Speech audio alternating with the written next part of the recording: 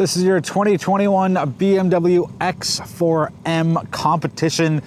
It is very, very fast, and let's do a quick walk around. Nice black kidney grille here. You get the little X4M just at the top right there. Nice clean look, not much of a deviance from other X4M. Still has the same shape, and BMW is not going to reinvent the wheel for an M car, specifically the X4M. Still has the basic shapes, but there are a few touches, but it's not completely reinvented. Always love the turn signals. It's just such a nice, clear, separate strip. I don't like turn signals that are kind of on the sides or kind of on the inside of the light housing. It's very bright, very pronounced, and just really sharp. And of course, you get the typical BMW shaped headlights, LEDs for everything. Now, this specific tester has the adaptive LEDs as opposed to the BMW laser lights. Just wanted to point that out. Back where we started, good quarter look at the vehicle. And yes, it is their sports activity coupe, as they like to say. I don't mind the shape, it's growing on me, but let's finish off at the front. Nice red M calipers. I don't mind the rims because they're still 5-spoke. They're double spoke 5-spoke. So it looks pretty sharp, not overly complicated. You have the little M right at the center cap. I'll show it to you right there. So overall, pretty nice. And you get the X4M badging just between the wheel and the front door. Let's take a quick look around the side. And yes, the carbon fiber mirror caps and turn signals in the side mirrors. As we go around for the rear quarter look, to me, people either really like or really dislike the shape of the X4 and the big brother slash big sister X6. I don't mind it. It's, you know, the X3 sits tall and has more squared off edges, and the X4 and X6 is just slanted. You'll see clean design lines in the rear, and if you're wondering how to open the trunk, you just touch the M and up it goes. A small peculiar thing for me, the backup camera is tucked in there, and I kind of wish, let's get this brought down a touch. There we go. I kind of wish it was buried in here. Just that way it's always clean and always hidden, but hey, that's just me. I know a criticism that I've heard from some other people are there's not really a lot of space between the headliner and the headrest. Now this one's folded down, you can see it's up there and it just goes straight. The easy solution is just fold the middle seat down and you get like an extra, what is that, like a couple inches of outward visibility. So that's what I've been doing. I put it up for the review. This comes off if you need to store taller items, and you have some underfloor storage right there. Take a very quick look inside before we get on the road. So I love the interior. BMW calls it orange. I think it's more red, but I can see why it's orangey if there's like a hybrid color in between. Anyways, plenty of space for me. Again, I sit all the way up, I sit all the way back, so the seat should have the least amount of legroom, but as you can see, I still have to clean my boots, but there still is a decent amount of space for the person behind me and the person behind my passenger. Kind of a high tunnel line, so there's not really all that much foot comfort for your middle passenger, but you know what? No matter. I had mentioned in the end of the exterior portion, you just pull down the seat to get a better look from your rear view mirror all the way through the outside. And yes, I know it's a small window in the rear of the X4, but between the top-notch camera system, putting that down using your side mirrors, you should be just fine as far as visibility goes. Couple of USB ports down there. You have your temperature and temperature HVAC controls there, and heated outboard seats for your rear passengers. With this package, a little bit of carbon fiber there, and more red, and we'll see a little more red once we get in the front. A couple of cool things. I haven't mentioned this in a while, so I figure it's a good time to come back to it. All of the X series from BMWs have X on the inside of the door panel. A premium Harman Kardon audio system sounds really, really nice. Quick look at the door panel. There it is. I like how it's kind of just bookended by the black. So black, you get the orange slash red there, and more black at the bottom. Lots of functional space. Full marks here for helping it stand out. X4M, and this again is the competition series. So kind of just cool thing there. And it's actually raised. It's not just flat laid. So really nice move there. These seats, let me tell you, BMW, if you ever have one extra seat, please send it my way. Please, please, please, because the side bolsters are just beautiful, and as are the thigh bolsters. Manual extender for your thighs, all your controls here, and yes, the headrest does go up. Now, it's pretty high up to begin with as far as the seats go, so I guess if you just drop the seats real low and you have a really long neck, that's where it's gonna come in handy. And I do like the black inserts. It's just that nice, classy touch, accented by the double gray stitching there. So just a really nice pattern overall. You can see the M colors as far as the inside of the stitching of the steering wheel, and That's where we get the M there, and it's a couple of other places. All right, in we go. We'll be real quick with this part. So I'm going to start the vehicle up. This was an irk for me. It was. It's not anymore. If you're looking dead on, like I am now at the start-stop button, it's on an angle. But if you look at it like that, it's kind of straight up. And BMW has run out of space as far as putting it just straight. Because you can see it's clearly on an angle, but if they put it straight up, I used to think it would look a little better, but I kind of like it the way it is. I've got no complaints with that. So I'll give you a quick look at the dashboard as we start her up. Fully digital. You get the little vehicle in the middle, X4M across the top. And there we are. Quick look at BMW's iDrive system. Same as always, very easy to operate, very easy to use. I do want to flip gears for a sec, pardon the pun, but not really. I'm going to put the car in reverse, and I just want to show you a couple of things. The camera is so high res. It is really, really sharp and just gives you a great look at things. But let's go here, and let's go to 3D view. And some of you may have seen this. For those of you who haven't, here it is for the first time. So it actually imposes the image as if you're standing outside the car, which is that. And there's all sorts of different touch points. So I'll go there, and it's in motion itself. So it looks really cool, and it gives you a really thorough and detailed look at what part of the car you want to see. You can kind of just do your little 360 thing there and go around and around and around. So that's really, really cool. I like how it's really high res, and this gives you a nice way to see what's around you. I'm gonna put the car in park for a sec, and those little that image there, that shows you just how far out your doors go. So if you are parking, and somebody comes up and parks beside you right away, you'll know enough not to hit them. And the cool thing is, like, there's an actual image not only here but here as well, showing you just how far the door is. So we'll close it, and there it is. So really, really sharp. And there is, of course, the car wash, which is the top-down look. So you can line up your wheels with the rail if you're going with a touch wash, or just kind of find your space on the platform if you are going touchless. Anyways, cars in park, so there's that. Everything else pretty standard here. Nice, easy to read, easy to understand. No guessing, just heated seats, or if you want cooled seats. Quirk, you can actually put them on at the same time, and it feels really strange. So I'm just going to put that off because A, it's January, and B, well, there's no need for that nonsense. Anyway, it is very cold outside.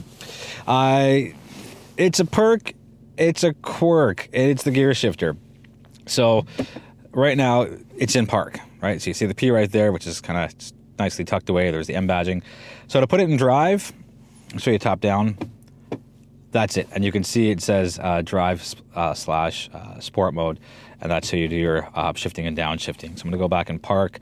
It's weird. I'm so used to being able to just pull the lever back to put it in drive, but just a tap to the right feels a little peculiar. And straight there's my hand giving you it a little more light.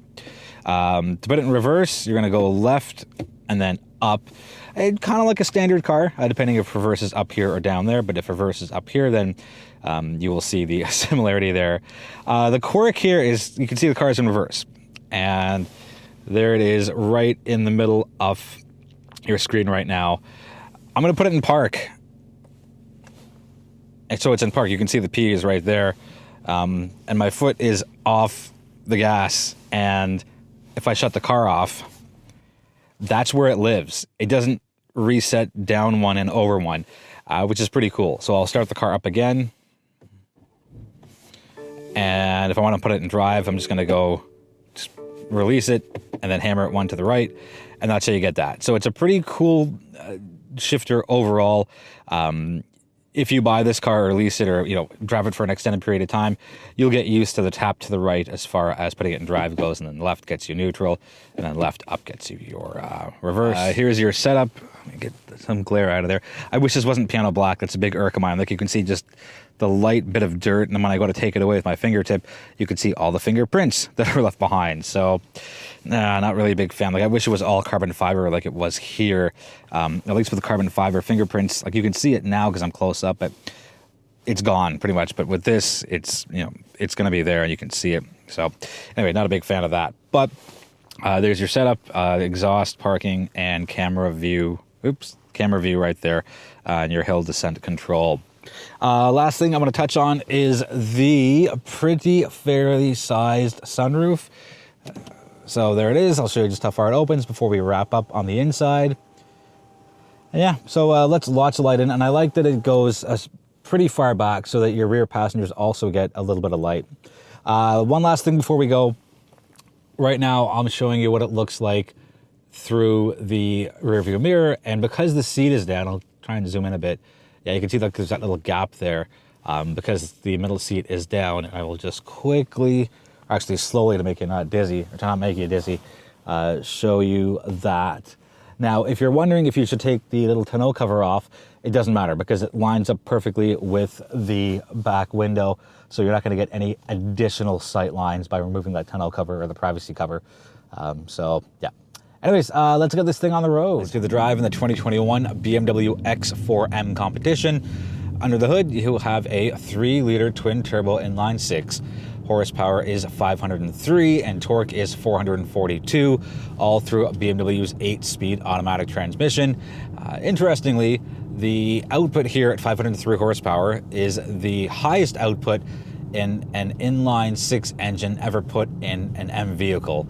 I'm surprised I said that without fumbling and stumbling on my words, so kind of an interesting note there, and feel free to place your bets as to how long it'll take BMW to oust themselves and put even more output out of a straight 6. So on the road itself, it's fast. Like, just take a look at what's happening right here out the window.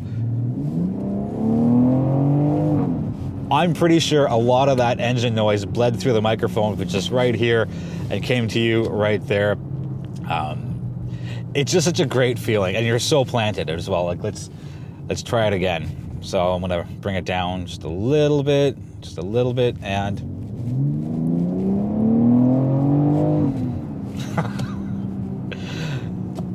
that's what you get when you have 503 horsepower and 442 pound-feet of torque through an M vehicle. Now, I'm seeing a lot of performance SUVs out there, and at first I'm like, wow, maybe it's just a fad, maybe it won't last long, but I want to talk about fads. Go talk to Decca Records about the Beatles. But anyways, maybe I'm showing my age with that. But in a world where it used to be performance cars as opposed to SUVs, there are a lot of them out there now. And it's just a sign of the times. People are buying more SUVs, crossover CUVs, than they are buying traditional cars. I've had the car for 2 weeks. I've done 1,144 kilometers so far. There's about another 100 to go in the day before the vehicle goes back to BMW Canada. And it's rained and it's snowed and it's been slushy and gross and it's been clear as day. And in all of the driving conditions I've had, the X4M competition has fared letter perfect. I have never had a feeling of slipping or loss of control, and even on the worst day of snow, I think we got 10 centimeters, and it's not that bad, but it's just the initial accumulation, and I was driving through it. Their X-Drive it's fantastic, it's wonderful, and on the drier days, I was really able to open up the engine and just see what it could do, safely. I'm not going on racetracks or anything, but it's really a good balance of power that BMW has struck here. With M1 and M2 right at the touch of your buttons, as soon as I straighten the wheel out, you can probably see it's right there. And you can configure it 2 different ways. So the options include you can get your engine not changed, but you can go efficient, sport, or sport plus. Same thing with the transmission. You can go D1, D2, D3, or S1, S2, or S3. Your chassis can be flipped between comfort, sport, and sport plus. Same thing with the steering, your dynamic stability control. I can't believe I messed that part up. You can have it on or off, and as well you have your MX drive, and you can actually flip the start-stop button to be either activated or deactivated. So that's a pretty cool move there. And the best part for me is the sound control. So you can have all of your settings set to Sport Plus, but have a quieter engine sound. So basically it's sound control, and it's either off or on. So if it's off, you get they call it the comfort-oriented exhaust system sound, and if it's on, you get the sporty exhaust system sound. Quick run through fuel consumption, and it's gonna be a little higher because, well, it's an M vehicle. So Liters per 100 kilometers, we are at 16.6 on city streets, 12.1 on the highway, and our blended total comes out to 14.6. Fuel tank is 65 liters, and you got to put the good stuff in because, well, it's BMW's twin turbo. You can't just throw the 87 stuff in, and or you can't even throw 89 in. So you can, theoretically, you shouldn't, because you're not going to get the same performance out of it, and the engine is made for higher octane fuel. I set the auto start stop to off when I picked up the vehicle, and it has stayed off the entire time. So that it's such a small thing, but it becomes a really big nuisance when every time you get in the car, if you don't want it, you've got to put it off. As far as driving dynamics go, well, it is very fast in a straight line, but more importantly, you feel very planted around twists and turns and curves. And that to me is the measure of a well-built and well-engineered vehicle. Nearly any car can do well going in a straight line. There's not really a lot of oversteer and understeer. If you take this to the track and you're doing some drifts and you're, you know, really just at the 200 kilometer, maybe 230, 240, yeah, you might get a little bit of excess movement out the rear, but I think that would be quelled by the lower center of gravity. And comparing this to the X3, which is more of a stand-up rectangular shape as opposed to this, which is kind of more of this, I don't want to say egg-shaped, but I guess it's more of an oval shape. The aerodynamics are a lot better, and you're lower to the ground, so the lower you are, the better your center of gravity, and the more planted you feel. The seats here, full marks, absolute perk. They are comfortable. There's plenty of side support and thigh support, and they move in just the right amount of ways to help you find your ideal and safe driving position. I've been on a few longer drives, and there hasn't been any driver fatigue at all for me. I think one night I went out for, I think it was 3 hours in total, and not once did I have to shift myself or move move the thigh extender. I just had my seat, had it set, and kind of set it and forget it. Overall, 2021 X4M competition. I don't think there's going to be a huge market for it, and it's too bad. I think people might be a little, pushed away by the looks. But the X4M, it's either you really like it or you really don't like it. There's not much middle ground, at least for me. There's not. I've always liked the X4M. X4 when it came out. I think it's a cool design. And yeah, you lose a little bit of headspace because of the shape of the roof, but it's not like it's severely compromised. And I understand it's not for everybody, and some people love the X7 and some people can't stand it. That's just how human behavior works. But as far as what BMW has done here with putting all this power and responsiveness and sharp, agile, precise steering, and really making it a driver's vehicle with the added benefit of it having functionality by being a crossover. So you get the extra space out in the trunk, and you can still fit 4 people comfortably. Yes, I know there's 5 seats. That person in the middle, in the rear, just, I don't know. And that's not BMW's fault. That's just every vehicle out there, unless it's like a big, massive X7. That's going to wrap it up for the review on the 2021 BMW X4M. If you've got any questions on the vehicle, let me know in the comments, and I will do my best to get you answers as soon as possible. Thank you so much for watching. Hope your year is going well and fantastic. Be well, be healthy, be safe, and I will see you soon.